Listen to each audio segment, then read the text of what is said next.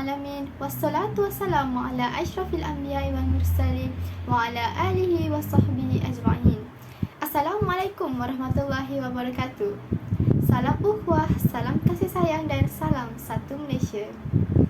Ahli panel dan sidang penonton yang dikasihi Allah sekalian, segala puji-pujian bagi Allah kerana dengan limpah kurnia dan izinnya dapat juga kita bersua dalam forum yang dianjurkan di Kolej Matrikulasi Johor pada pagi yang mulia dan ceria ini. Para penonton yang dirahmati Allah sekalian, terlebih dahulu saya ingin memperkenalkan diri saya sebagai moderator anda. Nama saya Nur Syafiqah binti Amran dari Praktikum K5 AP17. Di sini saya ingin bersama-sama para panel kita untuk membahas dan membincangkan soal isu akhlak semasa yang berlaku pada zaman modernisasi ini, iaitu jenayah cyber. Seringkali kita mendengar kes jenayah cyber yang semakin berleluasa pada masa kini. Namun begitu, apakah sebenarnya yang dimaksudkan dengan jenayah cyber? Perkataan jenayah yang digunakan dalam bahasa Melayu ini berasal daripada bahasa Arab, iaitu jinayah. Jenayah merupakan larangan-larangan syarak yang diugut dengan pembalasan had ataupun ta'zir. Ibnu Farhun, seorang ulama mazhab Maliki, menamakan apa sahaja tindakan yang mewajibkan pembalasan had dan qisas sebagai jenayah. Lantaran itu, beliau merumuskan bahawa pengertian jenayah itu meliputi jenayah terhadap nyawa, akal fikiran, harta benda dan kehormatan. Seterusnya, cyber pula membawa maksud syarikat yang mempunyai tumpuan teknologi canggih seperti komputer dan internet. Maka dengan itu, jenayah cyber membawa maksud jenayah komputer. Jenayah cyber ini terdiri daripada unsur penipuan, kerosakan atau pengubahsuaian program atau data komputer, pencuri maklumat, penggodam dan banyak lagi. Kemunculan internet sebagai alat komunikasi terkini menjanjikan satu wadah penyebaran maklumat yang memantapkan ilmu dan maklumat. Oleh kerana tiada siapa yang mengawal perjalanan maklumat di dunia cyber, berjuta-juta laman web telah dihidupkan. Bermacam-macam maklumat yang entah benar atau salah disebarkan melalui internet. Namun begitu, penjenayah cyber ini sukar untuk dikenal pasti. Kita tidak dapat mengetahui siapakah penjenayah ini. Boleh sahaja mereka menjadi antara kenalan anda sama ada yang rapat maupun jauh. Berkemungkinan juga orang di sebelah anda merupakan penjenayah cyber. Penjenayah cyber ini telah membuatkan ramai mangsa menderita dan tertekan. Jenayah yang sering didengari seperti merompak, merogol, membunuh dan sebagainya lebih menyiksa mangsa ke arah fizikal dengan terus. Namun begitu, jenayah cyber menyiksa fizikal dan mental mangsa dalam jangka masa yang panjang. Berapa banyak kes yang sudah kita dengari? Mangsa jenayah cyber mengalami kemurungan yang teruk. Mangsa jenayah cyber bunuh diri akibat tekanan yang dialami. Sudah semestinya perkara ini tidak lagi asing dalam diri kita. Oleh itu, di sini saya ingin memperkenalkan para panel kita pada hari ini untuk memperjelaskan segala faktor, kesan dan cara mengatasi jenayah cyber. Saya memperkenalkan panel pertama kita dengan wajah yang ceria, Saudari Afiqah binti Jamaluddin. Seterusnya, panel kita yang kedua bersama senyuman manis terukir di wajah, Saudari Siti Nurmaisarah binti Isnin.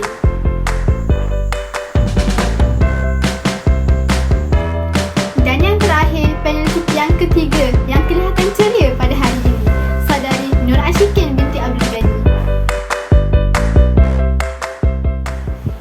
Sebelum saya pergi dengan lebih jauh, soalan saya kepada panel yang pertama iaitu Saudari Afiqah ialah, pada pendapat anda, apakah faktor-faktor yang menyebabkan berlakunya kes jenayah cyber ini?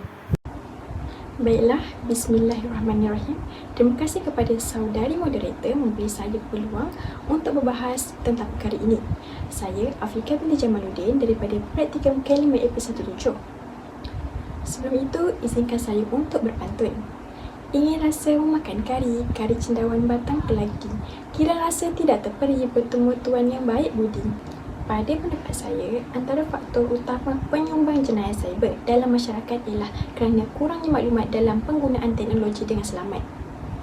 Dalam teknologi komunikasi dan maklumat ICT, masyarakat kurang didedahkan dalam melindungi hak mereka sebagai pengguna. Kebanyakannya menggunakan teknologi atas desakan trend atau tidak mahu dilabelkan ketinggalan zaman. Oleh yang demikian, pengguna sering dan alpa dalam mengikuti arus globalisasi ini.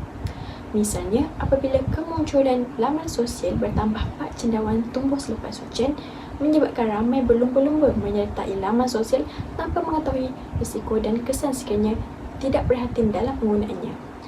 Facebook, Twitter, MySpace, Skype dan Instagram adalah antara laman sosial yang mendapat sambutan hangat daripada pengguna. Ramai pengguna cuai dalam penggunaan laman sosial iaitu mempamerkan bukti-bukti peribadi yang penting seperti nombor telefon, alamat rumah dan sebagainya. Oleh yang demikian, individu yang tidak bertanggungjawab akan mencuri atau meniru identiti pengguna untuk keuntungan mereka atau menjatuhkan individu yang lain. Selain itu, faktornya ialah kekurangan didikan agama dalam diri. Apabila diri kekurangan ilmu agama maupun pendidikan moral, seseorang akan melakukan perbuatan yang terlarang tanpa menyadarinya. Meskipun begitu, ada juga segelintir yang mengetahui perkara ini adalah terlarang namun tetap berbuat demikian. Ini semua kerana kurang didikan agama dan melebihkan dunia semata. Mereka mementingkan kekayaan di dunia tanpa memikirkan akibatnya di akhirat kelak. Mereka juga terlampau mengikut perasaan hasad dengki dan dendam terhadap seseorang sehingga hilangnya sifat keperimanusiaan. Berdasarkan Al-Quran Surah At-Taubah ayat 125, Allah SAW berfirman yang bermaksud, dan ada pun orang-orang yang dalam hati mereka ada penyakit, maka dengan surah itu bertambah kekafiran mereka. Di samping kekafirannya yang telah ada dan mereka mati dalam keadaan kafir. Setiap orang tidak lepas dari penyakit hati, tetapi cara kita mengawalnya berubah segalanya. Kekurangan ilmu agama akan membuatkan seorang tidak dapat mengawal perasaannya dan membalas dendam maupun melepaskan kepuasan hasad dengki mereka dengan melakukan jenayah cyber ini. Terima kasih Saudari Afiqah atas penerangannya yang jelas tentang faktor-faktor yang menyebabkan berlakunya jenayah cyber. Walau bagaimanapun, saya mesti masih terdapat sedikit lagi faktor-faktor lain yang menyebabkan berlakunya jenayah cyber. Oleh itu, saya teruskan dengan panel kita yang kedua, Saudari Siti Nurmaisarah, untuk menjelaskan dengan lebih lanjut apakah faktor-faktor lain yang menyebabkan berlakunya jenayah cyber. Silakan Cik Nurmaisarah.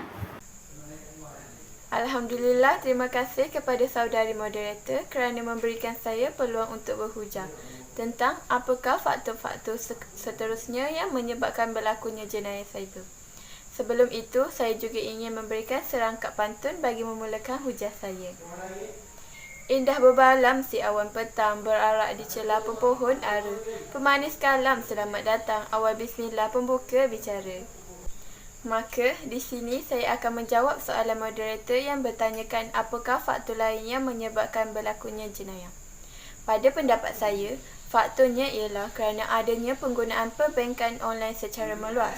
Tidak saya nafikan perbankan online ini amat mudah serta menjimatkan masa dan tenaga menyebabkan ramai pengguna beralih arah menggunakan aplikasi seperti ini. Namun begitu, terdapat pihak-pihak yang mengambil kesempatan dengan mencipta laman web perbankan. Ia dilakukan oleh penjenayah cyber dengan menggunakan teknik phishing. Mereka menghasilkan laman web palsu yang menyerupai laman web perbankan sebenar. Di kesempatan ini, saya akan menjelaskan apakah yang dimaksudkan dengan phishing. Phishing merupakan percubaan untuk melakukan jenayah penipuan dengan mendapatkan maklumat sensitif seperti username, password dan butiran kad kredit dengan muncul sebagai entiti yang dipercayai dalam sebuah komunikasi elektronik. Bank online, eBay, PayPal dan lain-lain adalah target umum seseorang penggodam. Phishing biasanya dilakukan melalui email atau mesej segera dan sering mengarahkan pengguna memasukkan butiran di sebuah laman web. Phishing adalah contoh teknik kejuruteraan sosial yang digunakan untuk menipu pengguna. Oleh itu, pengguna yang tertipu akan memasukkan kata laluan di laman web palsu ini dan maklumat ini akan diperolehi oleh penjenayah cyber. Maka dengan inilah berlakunya jenayah cyber. Selain itu, penguatkuasaan undang-undang yang lemah juga merupakan punca berluasanya kes jenayah cyber di negara kita. Penguatkuasaan undang-undang yang lemah menyebabkan siasatan terhadap jenayah cyber mengambil masa yang lama dan banyak kes yang tertangguh. Hal ini dikatakan demikian kerana kurangnya serius agensi-agensi kerajaan dalam menangani jenayah cyber. Misalnya, agensi-agensi kerajaan tidak saling bekerjasama antara satu sama lain. Seterusnya, penguatkuasaan yang lemah menyebabkan akta dan undang-undang sedia ada tidak dapat menangani jenayah cyber ini. Hal ini kerana akta dan undang-undang sedia ada adalah lapuk dan tidak seiring dengan perkembangan teknologi maklumat dan komunikasi yang berkembang terlalu pantas. Sebagai contoh, denda atau hukuman yang dikenakan kepada penjenayah cyber tidak setimbang dengan jenayah yang dilakukan. Sekian, itu sahaja daripada saya. Sidang penonton yang dikasihi sekalian, demikianlah penjelasan yang telah diberikan daripada para panel kita. Terima kasih saya ucapkan kepada mereka kerana memberikan penerangan yang jelas dan mudah untuk kita fahami. Seperti yang telah kita fahamkan dalam penerangan para panel kita tentang faktor-faktor berlakunya jenayah cyber. Sungguh berbahaya jenayah cyber ini kerana jenayah ini akan meruntuhkan sifat kemanusiaan dalam diri manusia. Kes jenayah ini bukan lagi suatu perkara yang asing didengari dan perkara ini amat membimbangkan. Lebih-lebih lagi, ramai anak muda yang terjebak dengan jenayah ini padahal mereka boleh menggunakan bakat yang ada dalam diri mereka untuk perkara yang lebih berfaedah. Seterusnya, marilah kita dengar pula penjelasan panel kita yang seterusnya tentang apakah sebenarnya yang dilakukan oleh penjenayah cyber dan bagaimana mereka melakukan jenayah ini. Saya rasa panel kita yang ketiga, iaitu saudari Nora Ashikin, sudah bersedia untuk menjawab soalan saya ini.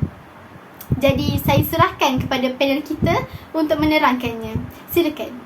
Terima kasih kepada pihak moderator terhadap soalan yang diajukan. Saya akan menjawab persoalan itu dengan dua rangka pantun terlebih dahulu. Belayar pramudi bersama petapa, menuntut ilmu di alam fana. Guru mendidik, hilafnya apa? Tular di maya, dicerca hina.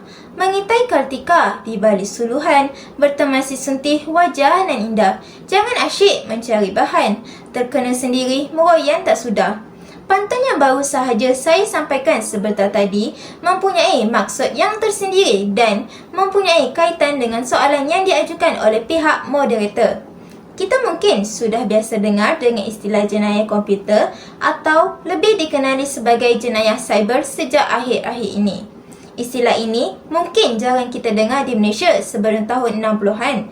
Tetapi dengan berkembangnya teknologi IT dan komputer, lebih banyak jenayah seperti ini kita dengari. Penjenayah cyber ini boleh dibahagikan kepada beberapa jenis. Di sini, saya akan kupas satu persatu mengenai jenayah cyber. Pertama sekali adalah mereka mencuri maklumat data atau maklumat sensitif orang lain dan mengubah maklumat itu sebagaimana yang kita sedia maklum. Pada alaf ini, ramai masyarakat kita yang mudah tertipu dengan hanya satu panggilan sahaja. Contohnya, mereka akan mendapat panggilan bahawa mereka memenangi cabutan bertuah sebanyak RM10,000 dan mereka perlu memberi maklumat seperti nombor akaun bank. Disebabkan masyarakat kita tidak berfikir panjang, mereka terus memberikan maklumat tersebut dan tanpa disedari wang mereka di bank telah pun hilang. Pencuri data ini juga boleh mencuri kata laluan bagi akaun sosial media kita dan melakukan sesuatu perkara seperti fitnah atau lebih jelasnya ingin menjatuhkan individu tersebut. Seterusnya adalah individu yang melakukan penipuan dalam menjual sesuatu barangan. Penipuan ini merupakan jenayah yang kerap berlaku kerana tidak memerlukan kemahiran yang tinggi. Contohnya, individu tersebut menyamar sebagai penjual online di media sosial dan mereka telah meyakinkan pelanggan untuk membeli barangan yang dijual. Oleh itu, pelanggan tersebut telah membuat bayaran untuk barangan yang ingin dibeli. Hal ini dikatakan jenayah cyber kerana individu tersebut telah menyalahgunakan media sosial untuk melakukan penipuan dengan menyamar sebagai penjual online di media sosial. Di samping itu, jenayah cyber yang saya ketahui ialah penyebaran virus kepada komputer lain adalah untuk tujuan sabotaj individu tersebut atau untuk mendapatkan wang. Sebagai contoh mudah, terdapat syarikat A dan syarikat B bersaing dalam mereka bentuk kerusi pejabat. Namun, syarikat A tidak berpuas hati dengan syarikat B. Oleh itu, syarikat A telah menyebarkan virus dan mencuri idea daripada syarikat B. Hal ini dikatakan jenayah cyber kerana syarikat A tidak seharusnya menyebarkan virus dan mencuri idea daripada syarikat B. Mereka perlu bersaing secara sihat. Akhir sekali, jenayah cyber yang dilakukan oleh masyarakat kita adalah judi cyber. Terdapat segelintir masyarakat yang mengambil jalan mudah untuk mendapatkan wang tanpa berusaha. Masyarakat mudah terpedaya dengan permainan judi cyber sehingga mengeluarkan sejumlah wang yang banyak kerana pemilik perjudian itu atau lebih dikenali sebagai tauke mempunyai taktik atau cara untuk sekat pemain daripada menang di mana semua mesin judi itu akan dipasang chip yang dikawal oleh pemilik premis. Kaki judi akan menganggap mereka sedang bertarung tetapi sebaliknya, mereka telah ditipu oleh tauke. Tauke juga akan memilih kaki judi yang menaruhkan wang dalam jumlah besar. Oleh itu, masyarakat kita yang terjebak dengan permainan judi ini akan menggunakan wang mereka untuk perkara yang sia-sia sahaja. Sekian, saya rasa saya sudah menjawab persoalan yang diajukan oleh saudari moderator. Itu sahaja daripada saya. Terima kasih.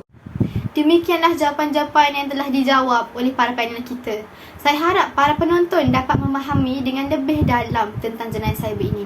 Sekarang marilah kita dengar pula pendapat daripada panel kita yang pertama semula mengenai apakah kesan-kesan yang akan berlaku kepada individu, masyarakat dan negara akibat jenayah cyber ini. Silakan saudari Afika. Terima kasih kepada saudari moderator kerana sudi bertanya. Sebagaimana yang masyarakat tahu bahawa jenayah cyber yang berlaku mendatangkan kesan yang negatif. Antara kesan yang jelas dilihat kepada individu ialah jenayah ini akan menjatuhkan maruah seseorang akibat penyebaran fitnah. Ini akan memburukkan imej seseorang itu di mata masyarakat. Sekiranya fitnah dilemparkan kepada sesebuah syarikat, sudah tentulah syarikat tersebut akan mendapat kerugian akibat kehilangan para pelabur dan pelanggannya. Tanpa disedari, berlakulah pengangguran dalam isi rumah itu. Selain itu, seseorang itu cenderung untuk berasa tertekan sehingga menyebabkan masalah mental. Selain itu, peningkatan terhadap jenayah sosial juga akan berlaku. Ini disebabkan kewujudan laman-laman web pornografi yang menyebabkan penyebaran bahan lucah. Lazimnya, remajalah golongan yang paling terpengaruh dan terkesan akibat penyebaran bahan ini. Kerana pada usia ini, mereka cenderung untuk mencuba dan mempelajari sesuatu yang baru. Lantas, ia akan merosakkan akhlak dan moral generasi masa kini sehingga menyebabkan berlakunya kes halwat, zina dan pembuangan bayi. Akhir sekali, jenayah cyber juga akan memberi kesan kepada keselamatan negara sekiranya berlaku kebocoran maklumat ke luar negara. Ia juga menyebabkan pergolakan politik negara, menyebabkan sistem pemerintahan negara terganggu. Dari segi ekonomi pula, kerajaan terpaksa mengeluarkan kos yang besar untuk disalurkan kepada bahagian pertahanan negara demi menjamin jenayah cyber ini. Terima kasih saudari Afikah atas penjelasan yang baik itu. Maka sudah terang lagi bersuluh jenayah cyber ini memberikan kesan dan impak yang sangat besar terhadap individu, masyarakat dan negara. Sebagaimana jenayah lain berlaku disebabkan hati busuk manusia, begitu jugalah jenayah cyber. Jika sahaja tiada manusia yang berbusuk hati di dunia ini yang hanya mementingkan kepentingan diri sendiri, alangkah indahnya dunia ini. Namun begitu, perkara ini amatlah mustahil untuk dicapai dalam dunia yang fana ini. Jika perkara ini hanya dibiarkan, berapa ramai lagikah yang akan menjadi mangsa kepada jenayah cyber ini? Sebelum kita berterusan membiarkan nasib menjadi bubur, pelbagai langkah perlulah diambil untuk mengatasi jenayah cyber ini. Maka dengan itu, saya tujukan soalan ini kepada panel kita yang kedua, saudari Siti Nurmaisarah, untuk memberikan pendapat apakah langkah-langkah yang dapat dilakukan untuk mengatasi jenayah cyber ini. Silakan. Terima kasih saudari moderator. Saya amat bersetuju dengan kata-kata moderator itu bahawa pelbagai langkah perlu diambil bagi mengatasi jenayah cyber ini. Sebelum lebih ramai lagi yang menjadi mangsa. Para penonton sekalian, antara langkah yang boleh diambil ialah pengguna internet perlu mempunyai tahap kesedaran yang tinggi tentang risiko dari ancaman cyber ini. Para pengguna perlu melindungi sistem komputer anda dengan perisian yang ada di pasaran yang boleh dipercayai. seperti anti-spyware, fireware, pop-up blogger, anti-spyware dan perisian keselamatan komputer yang lain. Ini akan membantu para pengguna daripada terjebak dengan laman web yang palsu. Selain itu, para pengguna juga perlu bersikap fikir panjang sebelum melakukan sesuatu perkara. Janganlah mudah terpedaya dengan segala berita yang diperolehi. Malah, para pengguna perlu menyiasat perkara ini terlebih dahulu untuk memastikan kesahihannya. Dengan cara ini, anda tidak akan mudah mempercayai segala berita yang palsu dan tidak benar. Seterusnya, ibu bapa juga perlu mengawasi golongan kanak-kanak dan remaja dalam penggunaan internet. Kebanyakan ibu bapa tidak sedar anak mereka terdedah kepada pornografi dan 1/3 ibu bapa pula tidak mengetahui media sosial yang digunakan oleh anak-anak mereka. Hal ini akan membuatkan remaja mudah terpengaruh dengan perkara-perkara yang mereka lihat di internet dan tidak akan berubah kerana tiada pengawasan, penerangan dan nasihat daripada ibu bapa. Oleh itu, kawalan dan keterangan daripada ibu bapa dan guru perlu dalam memberi kesedaran mengenai penerimaan informasi yang benar agar mereka tidak tertipu dan keliru. Anak-anak perlulah dilentur dari rebungnya agar menjadi yang lebih baik pada masa hadapan. Ibu bapa juga perlu memberikan pendekatan kepada anak-anak dengan cara yang mesra dan tidak memberikan tekanan kepada anak-anak.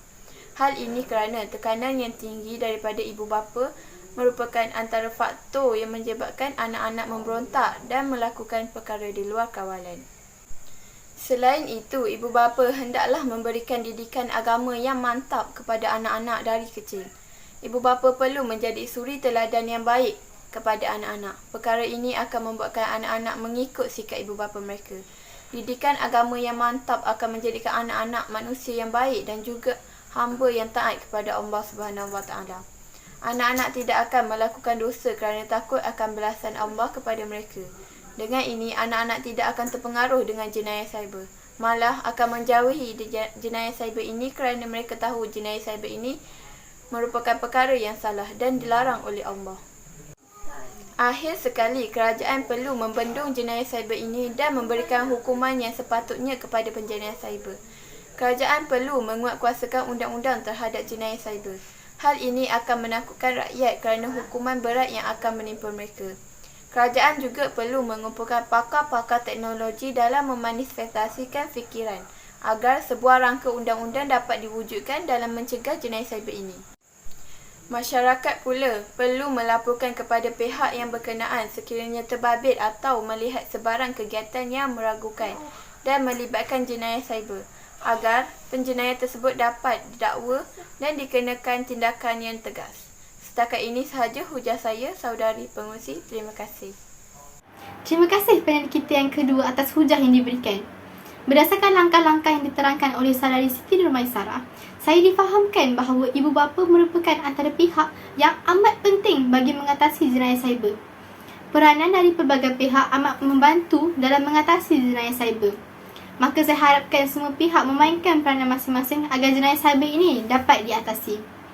Soalan saya yang terakhir pula kepada penyanyi kita yang ketiga ialah, apakah antara hukuman yang diberikan kepada penjenayah cyber ini? Terima kasih saudari moderator kerana memberikan saya peluang untuk menjawab soalan terakhir yang ditujukan. Jenayah cyber adalah antara definisi lain bagi tujuan untuk mencuri tidak kira maklumat, data atau wang seseorang. Nabi Muhammad SAW bersabda yang bermaksud adalah dilarang mengambil harta orang Muslim tanpa kebenaran. Dalam surah An-Nisa ayat 29, Allah memberi larangan dalam mencuri. Firman Allah Subhanahu Wa Taala yang bermaksud, wahai orang-orang yang beriman, janganlah kamu makan, iaitu gunakan harta-harta kamu sesama kamu dengan jalan yang salah, iaitu tipu, judi dan sebagainya, kecuali dengan jalan perniagaan yang dilakukan secara suka sama suka di antara kamu. Mufti Dr. Rajab Abu Malih, seorang konsultan syariah, telah mengeluarkan fatwa berkaitan kecurian melalui internet di mana jenis kecurian terbahagi kepada mencuri maklumat atau melakukan pelagian.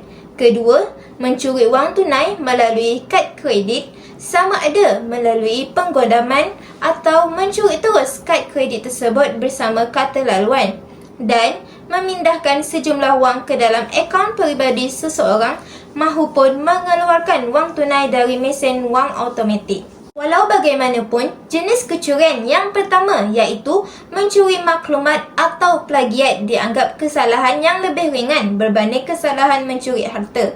Tambahan pula, beberapa ulama melihat plagiat dibenarkan sebagai cara menyebarkan ilmu atau alasan bahawa hak-hak intelektual bukan harta. Namun, kesalahan tersebut perlu diadili dengan hukuman tata tertib.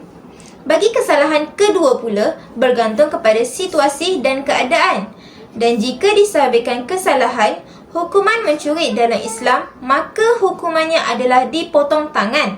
Seperti dalam surah Al-Ma'idah ayat 38 yang bermaksud, dan seorang lelaki yang mencuri dan orang perempuan yang mencuri, maka hukumnya potonglah tangan mereka sebagai satu balasan dengan sebab apa yang telah mereka usahakan, juga sebagai suatu hukum pencegah dari Allah. Dan ingatlah, Allah Maha Kuasa lagi Maha Bijaksana. Dalam Islam, seseorang yang benar-benar beriman tidak akan sanggup mencuri, di mana sebuah hadis yang diriwayatkan oleh Al-Bukhari yang bermaksud, penzina tidak akan melakukan penzinaan bila dia beriman, dan peminum arak tidak akan minum arak bila dia beriman, dan pencuri tidak akan mencuri bila dia beriman. Hadis ini menerangkan seseorang yang benar-benar sempurna keimanannya. Segala perbuatan keji dan dosa tidak akan dilakukan. Ini kerana orang yang beriman mempunyai keyakinan yang utuh terhadap Allah yang memerhatikan setiap tingkah laku manusia.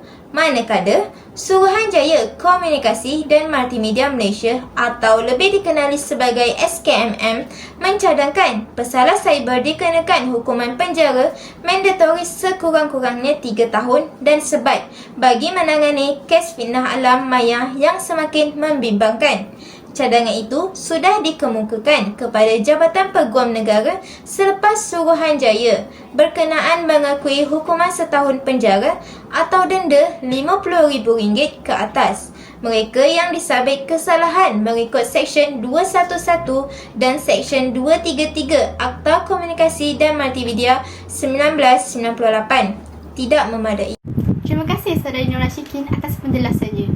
Seterusnya, saya telah menerima beberapa soalan daripada para penonton sebentar tadi. Jadi dengan ini, saya ingin bacakan soalan yang pertama daripada Cik Masturah yang bertanyakan, adakah kes jenayah cyber ini yang pernah polis jejak dan tangkap? Begitulah soalan yang diajukan. Jadi saya serahkan kepada panel kita, Saudari Afiqah, untuk menjawab soalan demikian. Dipersilakan. Terima kasih kepada penonton yang bertanya tentang soalan tersebut. Kegiatan jenayah cyber ini masih lagi berleluasa dan membimbangkan kerana membabitkan kerugian kepada mangsa berjuta ringgit. Walaupun banyak program kesedaran dan pendidikan diadakan, masyarakat masih lagi menjadi mangsa kepada penjenayah ini apabila menerima panggilan daripada pihak tertentu yang menyamar sebagai pihak bank, polis dan dari Jabatan Peguam Negara. Mangsa tidak kira siapa dan meliputi semua sektor masyarakat dan bukannya daripada golongan tertentu saja, tetapi yang turut mempunyai kedudukan dalam ekonomi dan sosial dalam masyarakat. Polis juga ada membuat tangkapan terhadap pihak yang membekal dan menjual maklumat serta dituduh di mahkamah di bawah Akta Jenayah Komputer 1997 serta kita juga merujuk kepada Jabatan Perlindungan Data Peribadi. Sementara itu, Lamtai berkata satu jawatankuasa khas diwujudkan di bawah MCPF untuk melaksanakan program bagi mendidik masyarakat mengenai masalah dan isu jenayah cyber. Katanya, MCPF akan bekerjasama rapat dengan polis antaranya menerusi program Town Hall sebegini untuk memberi maklumat dan informasi kepada orang ramai. Begitulah jawapan yang diberikan oleh Saudari Afiqah. Rupanya ada kes yang telah ditangkap oleh pihak polis. Nampaknya banyak usaha yang telah dilakukan oleh pihak atasan bagi membanteras jenayah cyber ini. Baiklah, saya bacakan pula soalan dari saudara Muhammad Hafiz yang bertanyakan bagaimana penjenayah cyber ini mencari mangsa-mangsa mereka. Saya pinta saudari Siti Nurmaisarah untuk menjawab soalan yang diajukan oleh penonton kita. Silakan. Terima kasih kepada penonton yang mengajukan soalan ini kepada saya. Saya ingin menjawab pertanyaan tersebut. Wanita dan warga emas mungkin dilihat sasaran mudah untuk diperdaya. Namun tidak kurangnya, ada dalam kalangan golongan profesional seperti doktor, akauntan, pensyarah, guru dan pengurus syarikat yang pernah menjadi mangsa penipuan jenayah cyber ini. Pelbagai modus operandi yang digunakan sedikit bagi memperdayakan mangsa supaya menyerahkan wang mereka dan kebanyakan kes dilaporkan melibatkan mangsa yang menerima panggilan telefon daripada nombor yang tidak dikenali. Kononnya daripada pihak bank, polis atau pegawai bank. Selepas memperkenalkan diri dan membuat sedikit semakan, dimaklumkan pula mangsa terlibat dengan kes tertentu dan berdepan dengan tindakan undang-undang yang mungkin boleh menyebabkan mangsa dihumban ke dalam penjara. Bagi meyakinkan mangsa, talian kemudiannya disambungkan kononnya kepada pegawai polis bagi memberi penerangan lanjut dan mencari jalan penyelesaian. Ada juga mangsa yang diberitahu kononnya akaun bank mereka akan dibekukan oleh Bank Negara Malaysia dan mereka perlu membuat pemindahan wang ke dalam akaun yang diberikan sementara menunggu siasatan dilakukan pihak berkuasa. Kebiasaannya, jenayah cyber ini akan memaklumkan yang mangsa mereka terlibat dengan kesalahan jenayah seperti kes kemalangan langgar lari, terbabit dengan aktiviti pengairan darah, pengubahan wang haram dan banyak lagi. Dengan nada percakapan yang teratur dan meyakinkan membuatkan mangsa mudah terpengaruh dan takut dengan panggilan yang diterima, sehingga menyebabkan mereka menuruti segala arahan diberikan, termasuk memindahkan wang dan memberikan kod pengesahan transaksi. Akibatnya, wang simpanan yang ditabung sekian lama gaib begitu sahaja.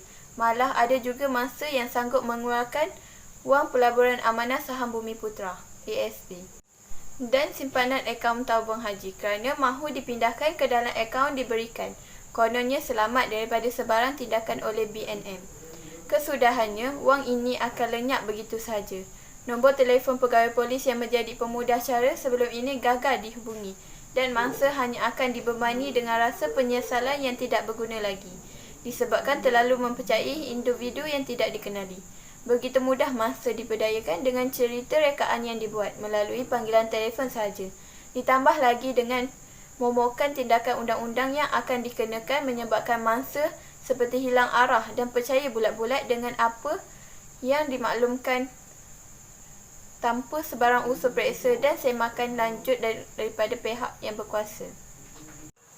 Sekian itu saja daripada saya tentang soalan yang diajukan.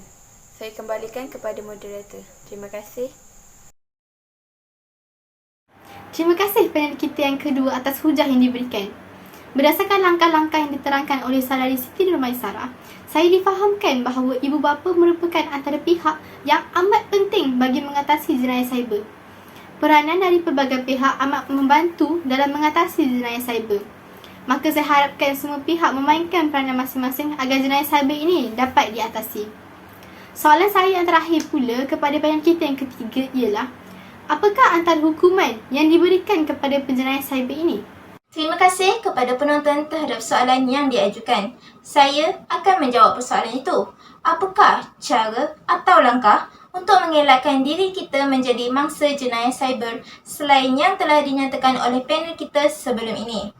Jenayah cyber boleh dilakukan oleh sesiapa sahaja untuk mengancam pengguna. Penipuan, pengintipan, skim cepat kaya, pornografi, menyalin perisian secara tidak sah dan sebagainya adalah antara jenayah cyber yang dilakukan oleh individu yang tidak bertanggungjawab. Bagi mengelakkan diri kita menjadi mangsa jenayah cyber, kita tidak boleh membenarkan orang lain menggunakan identiti dan kata laluan akaun email atau media sosial kita. Kita perlu menyediakan kata laluan yang betul. Hal ini kerana ramai penggoda memasuki laman web yang dijamin selamat dengan mengeksploitasi kata laluan orang yang lemah dan mudah diteka. Mungkin kita hendak kata laluan mudah diingat, namun itu membahayakan komputer kita dan mungkin juga kewangan kita. Kata laluan hendaklah disertakan dengan gabungan nombor, huruf dan simbol dan bukan perkataan yang berkaitan dengan diri kita. Kita perlu sentiasa berhati-hati dan jangan mudah terpedaya dengan tawaran atau maklumat daripada individu yang tidak dikenali yang menghubungi kita melalui email atau media sosial. Selain itu, kita perlu mengelakkan diri kita daripada terpedaya. Hal ini kerana ramai yang kini mudah terpedaya dengan kandungan laman web, blog atau email yang bersifat mempengaruhi individu untuk menyertai peraduan atau skim-skim yang memberi langkah pintas untuk membuat keuntungan. Sebagai contoh, sekiranya kita mendapat email atau mesej yang meminta kita untuk memasukkan nama pengguna atau kata laluan, janganlah kita terus memberikan maklumat tersebut. Sebaliknya, kita perlu menghubungi syarikat atau entiti yang sepatutnya. Hal ini kerana syarikat yang terkenal atau entiti lain tidak akan pernah meminta maklumat kita melalui email atau media sosial. Kita perlu mengubah fikiran kita daripada terus mempercayai kandungan sebegitu yang disebarkan oleh orang yang tidak dikenali melalui email, panggilan, blog atau mana-mana rangkaian lain. Sebelum kita bertindak untuk menyertai sebarang peraduan atau skim, kita perlu sentiasa memastikan bahawa kita telah pun semak kepada mana-mana sumber yang sahih. Saya harap saya telah menjawab soalan daripada penonton. Terima kasih dan Assalamualaikum. Baiklah, begitu rupanya. Dari demikian tadi perbincangan menarik berkaitan faktor, contoh, kesan, langkah dan hukuman terhadap penjenayah cyber. Sebelum mengakhiri perbincangan ini, saya akan merumuskan serba sedikit daripada hasil perbincangan kita pada hari ini. Kesimpulannya, pada zaman yang makin moden ini, makin ramai remaja dan pemuda yang mudah terpengaruh dan terjebak dengan jenayah cyber akibat kekurangan pemantauan dari ibu bapa dan kurangnya didikan agama. Lebih-lebih lagi dengan keadaan dunia akhir zaman yang semakin banyak fitnahnya. Jika pihak yang bertanggungjawab gagal mengawal jenayah cyber ini, semakin hancurlah dunia ini. Jenayah cyber ini merupakan masalah sosial kerana berkaitan dengan tingkah laku manusia. Sifat iri hati, hasad dengki dan mementingkan diri sendiri adalah punca utama yang menyebabkan jenayah cyber ini berlaku. Beberapa pihak pula bagai enau di dalam beluka melepaskan pucuk masing-masing. Memang saya juga akui kes jenayah cyber ini sukar dibendung kerana kesukaran mengenal pasti penjenayahnya. Sungguh pun begitu, usaha kerajaan dalam mengekang perbuatan ini dapat dilihat dengan penguatkuasaan undang-undang seperti Akta Percetakan, Akhbar dan Penerbitan 1984. Namun begitu, masih tiada lagi hukuman yang tetap untuk penjenayah cyber. Pada pendapat saya, pembuli cyber juga boleh dikategorikan sebagai penjenayah cyber kerana mereka membuatkan mangsa yang dibuli tertekan dan membuatkan ramai yang mengalami depression ataupun membunuh diri. Tetapi, adakah mereka yang membuli di media sosial ini mendapat apa-apa hukuman yang sepatutnya?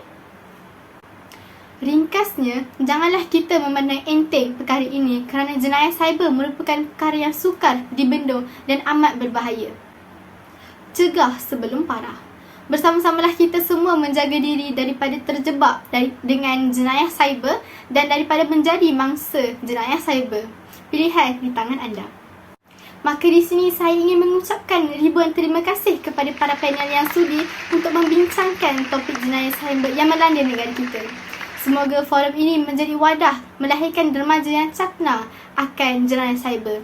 Harapan saya juga agar forum ini dapat memberikan maklumat yang membantu kepada para penonton dan bersama-samalah kita menjadi manusia yang lebih baik pada masa hadapan. Sidang penonton yang dirahmati sekalian, saya mewakili para panel kita yang lain ingin mengucapkan setinggi-tinggi terima kasih kepada para penonton yang sudi menonton forum kumpulan kami ini. Segala yang baik datang daripada Allah Subhanahu Wa Taala dan segala yang buruk datang daripada kami sendiri, insan yang lemah. Saya akhiri forum saya pada hari ini dengan beberapa rangkap pantun. Bunga seroja di atas parang, jatuh ditimpa buah berangan. Andai kata tersilap bicara, kemaafan jua kami pohonkan. Di atas dahan burung tempua, melihat rusa tepi pergi. Salam perpisahan untuk semua, di lain masa bersua lagi.